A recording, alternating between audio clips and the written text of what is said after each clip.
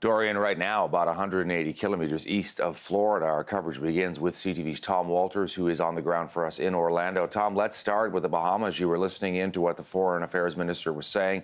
You're seeing some of those pictures as we are. What's the latest? Well, we know that the Bahamas has suffered a terrible, really catastrophic blow.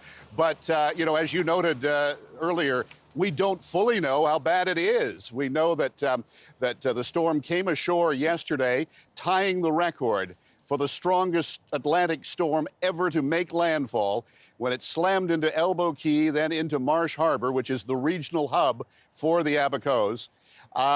We know that there is enormous flooding. There is tremendous destruction. I mean, we've been speaking to people in the area, and everybody we talk to is really describing, their own homes and property around them as utterly destroyed.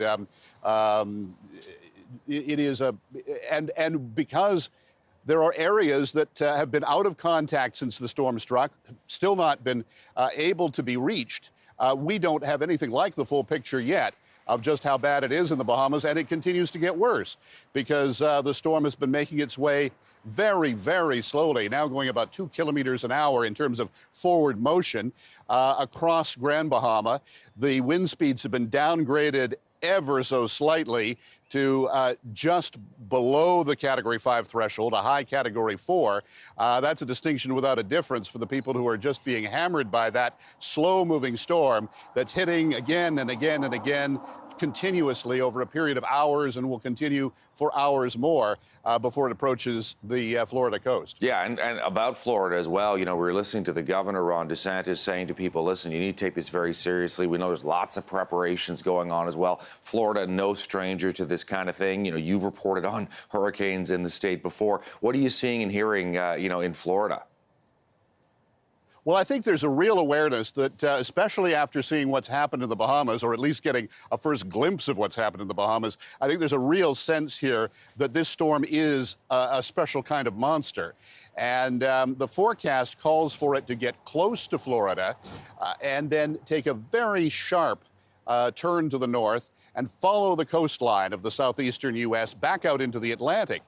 But the question is, how close will it be to the shore?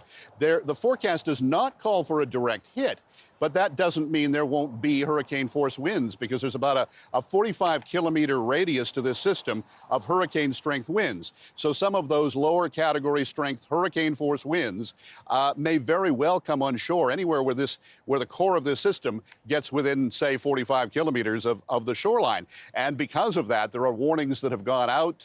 There's a tropical storm warning has now just been placed on Orlando here, and there are advisories and watches up and down the coast.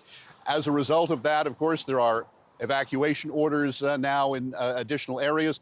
And yesterday, the governor of South Carolina evacuated over 800,000 people from coastal areas of that state because it's thought this storm is going to go by with just a razor-thin margin of safety.